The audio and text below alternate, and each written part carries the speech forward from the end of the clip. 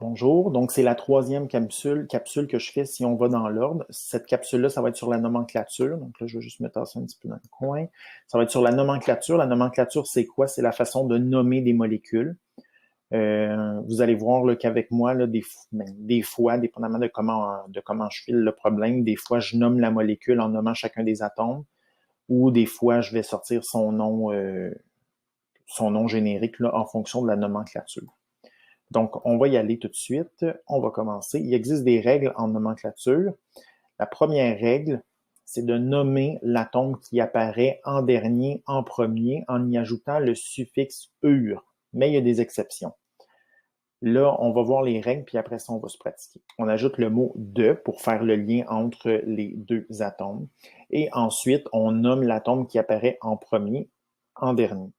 S'il faut, on doit ajouter un préfixe. Donc là, ici, pour ceux qui m'avaient l'année passée, vous vous rappelez mes abréviations, PRN, en pharmacie, en médecine, ça veut dire si besoin. Donc, si besoin, on va ajouter un préfixe. Les préfixes, ça va dépendre des indices qu'il y a, donc les petits chiffres qu'il y a dans la molécule. Donc, s'il n'y en a pas, ou s'il y a un 1, on va dire mono. Le mono peut être facultatif, mais je tenais à le mettre pareil parce que ça se peut que vous le voyez apparaître.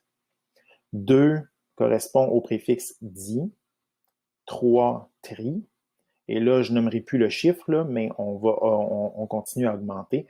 4 tétra, penta, hexa, hepta, octa, nona, déca, et on va s'arrêter là pour les préfixes. Il y en aurait d'autres, là, on pourrait continuer, mais c'est très, très rare qu'on va nommer des substances avec qui ont des indices, là, des molécules qui ont des indices qui vont plus que 10. Sinon, ben, on va vous nommer la molécule là, directement. Vous ne serez pas obligé de la reconnaître. Des exceptions. L'oxygène, on ne dira pas oxygénure.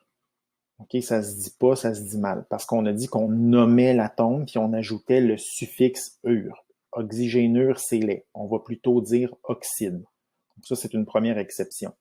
Hydrogène, même chose. On ne dit pas hydrogénure, c'est lait. On va plutôt dire hydrure. Azote, vous comprenez le principe. Azoture, ça se dit mal. On va plutôt dire nitrure. Donc ça vient de l'anglais. Carbone, on ne dira pas carbonure. Ça se dit pas. On va dire carbure. Soufre, sulfure, et ça fait le tour des exceptions dans les façons de, en fait, pour certains atomes, par rapport au suffixe ure. Maintenant, on va se pratiquer.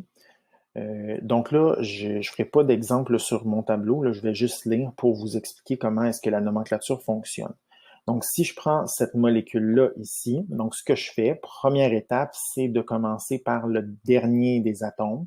Donc, Cl, c'est du chlore. Donc, ce que je fais, c'est que je nomme chlore et je rajoute le suffixe ure. Donc, chlorure. Ensuite, je dis de sodium. Donc, je nomme le dernier atome. Je nomme le premier atome de la molécule en dernier. Donc, ce serait du chlorure de sodium. Ici, de l'oxyde de calcium. On ne dira pas de l'oxygénure, ça ne se dit pas. Oxyde de calcium. Troisième, donc on commence toujours par la fin. Et là, ici, on voit qu'il y a un indice qui a apparu. Donc, il va falloir utiliser les préfixes. Donc, 3, c'est tri, oxyde, de, di, fer. Donc, c'est comme ça qu'on va le nommer. Donc, je recommence. 3, c'est le préfixe tri, oxyde, de, di, fer. Donc, on le nomme à l'envers. On continue. Di, chlorure de calcium. Octohydrure de tricarbone. OK? Donc ici, là, le carbone est en dernier, donc j'ajoute pas le suffixe ure. C'est seulement si le carbone avait été ici, là, à la place du H. Donc, je le répète, octohydrure de tricarbone. Ça se dit mal, mais c'est la façon de le faire, la façon de le prononcer. Trioxyde de dialuminium. Bon, maintenant ici, c'est une exception. Ben, pourquoi une exception? Parce que ici, on retrouve un ion polyatomique. Donc, quand vous avez visionné la capsule précédente, on a parlé des ions polyatomiques. Ça, c'est l'ion ici sulfate. Donc là, on ne nommera pas ça du tétraoxyde de soufre de disodium. C'est très, très laid. Donc là, ce qu'on va faire, c'est qu'il faut reconnaître ici que ça, c'est un ion polyatomique. Donc ça ici, c'est l'ion sulfate. Donc c'est du sulfate de disodium. Même chose ici. Du NO3, c'est du nitrate. Donc NO3, nitrate de K-potassium. Nitrate de potassium. Cl, c'est du chlore, et du NH4, c'est l'ion ammonium. Donc, chlorure, j'ajoute le suffixe ure, chlorure d'ammonium. CO3, c'est l'ion polyatomique carbonate. Donc, c'est du carbonate de disodium. Bon, ici, une autre particularité, ce qu'on observe, c'est qu'il y a le OH qui est entre parenthèses. Donc là, ici, je vais devoir mettre le préfixe devant l'ion qui est là. OH, c'est l'ion hydroxyde. Donc, c'est du dihydroxyde de magnésium.